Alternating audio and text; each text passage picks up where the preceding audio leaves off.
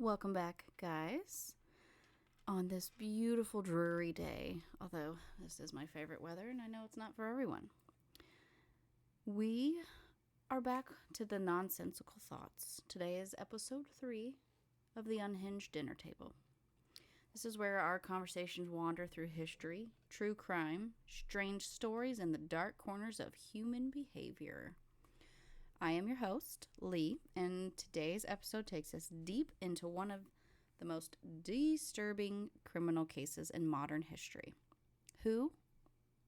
Someone that's not really been made a big deal lately. His name is Pedro Lopez, a serial killer whose crimes have stretched across multiple countries and whose case still raises questions even decades later. But before we dive into today's story, we want to thank the people who help me keep this running. And one of them, as you know, is my favorite Bloom Sparkling Energy. Go ahead and open that for my day. And if you're anything like me, I don't want to say late night research, but I have been doing it lately. In the editing sessions, the recording episodes, they leave me feeling drained sometimes. So that's where I drink my Bloom, and I'm able to get that refreshing boost without the heavy crash, which often comes with drinking those usual energy drinks that everyone talks about. Each can includes natural caffeine for sustained energy. Also, vitamins are added, which is amazing because for me, I am pretty usually low in B's, and this is 100% of B. What is that? 5 and B12. Yeah, it is B12. Light carbonation, and it's a clean, refreshing taste. My favorites are the crisp apple and the glacier freeze. So unlike other sugary drinks, Bloom keeps things lighter while still delivering that energy lift when you need it the most. So whether you're working late, studying, driving, or listening to your favorite podcast, Bloom's sparkling energy helps keep your focus sharp. And the other is the Red Cross blood donation. The episode of Nonsensical Thoughts is also supported by them. Every 2 seconds in the United States, someone needs blood. Blood donations are used for emergency trauma care, surgery, cancer patients, which is also close to my heart as my grandfather was, patients with chronic illness, newborns requiring critical medical care. So many big words in one sentence. Oh my God. The entire process usually takes about an hour, so that's checking in, getting your blood pressure and the thingy on your finger. I can't remember what he said it was called, hemoglobin or something like that. But the impact can save multiple lives. So if you're eligible, and you would consider, I would love it if you schedule your appointment today to donate through the American Red Cross. Also, you get points and you get incentives. So you can get that cool fancy Arctic cooler cup, or I think they're Yetis that are the big deal. Or you can get t-shirts, all kinds of things. But check it out. It's a small act that can make an enormous difference. On to our main part of the story, which is Pedro Lopez, the monster of the Andes is what he was known as. So today's story begins across several countries in South America: Colombia, Peru, and Ecuador. In these regions, a name would eventually become associated with one of the most terrifying serial killer cases even recorded. Again, that man is Pedro Alonso Lopez, often called the Monster of the Andes. His crimes shocked investigators and communities across the continent. So earlier in Pedro Alonso Lopez's life, he was born in 1948 in Colombia into an extremely difficult circumstance. His child was marked by poverty, oh my goodness, instability, and violence. Some reports describe his mother working as a sex worker and his family struggling to survive in harsh conditions. Fast forward to around 8 years old, Lopez was reportedly expelled from his home after being caught in a troubling situation with his younger sister. And after that moment, he spent much of his childhood living on the streets, which exposed him to the crime, the violence, exploitation, and survival at any cost. At one point, he was taken into an orphanage by a foreign missionary, family, but his stay there was pretty short. His earlier years were chaotic and deeply unstable, which can be mentally challenging for anyone. By the 1970s, Lopez began traveling between Colombia, Ecuador, and Peru. And during his time, young girls began disappearing in these rural areas. Lopez targeted victims who were especially vulnerable, children from poor or isolated communities where police resources were limited. And because these disappearances happened across multiple countries, authorities initially struggled to connect the cases. So it wasn't until later in the years that the investigators began realizing the possibility of a single offender moving between the regions.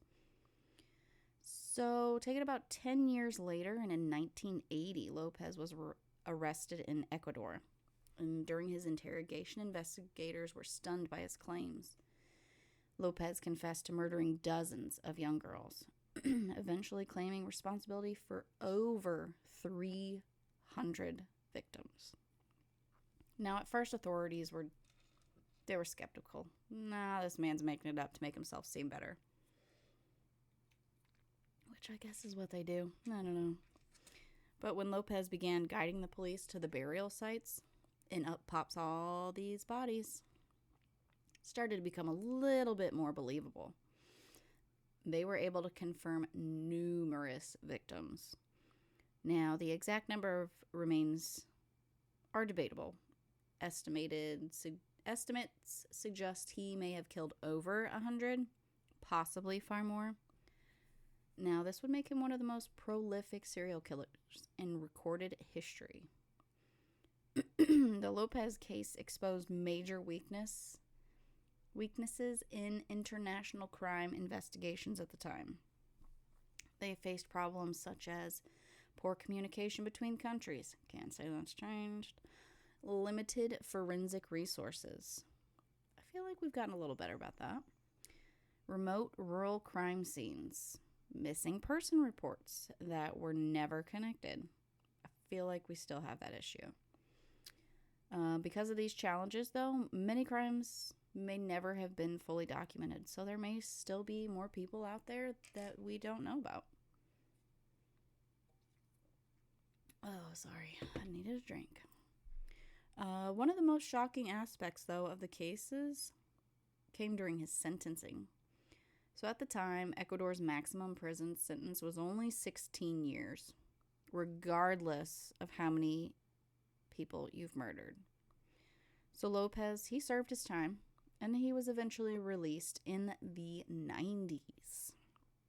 So after he was released, he returned to Colombia. He was briefly detained again, but then later released. So after this point, his trial largely disappears. Some investigators believe that he may still be alive, though his whereabouts, no one really knows. We're going to pause for a moment to thank the sponsors supporting Nonsensical Thoughts again, which will be Bloom Sparkling Energy. When you need that boost without the crash, Bloom Sparkling Energy is a great option. Light and refreshing, energizing, and perfect for powering through your day. Also, the Red Cross. Remember, if you're able to donate or would consider donating, please do it through the American Red Cross. Your donation can save so many people, and they go to several hospitals around the country. I personally donate, and I would appreciate it also if we had a few more.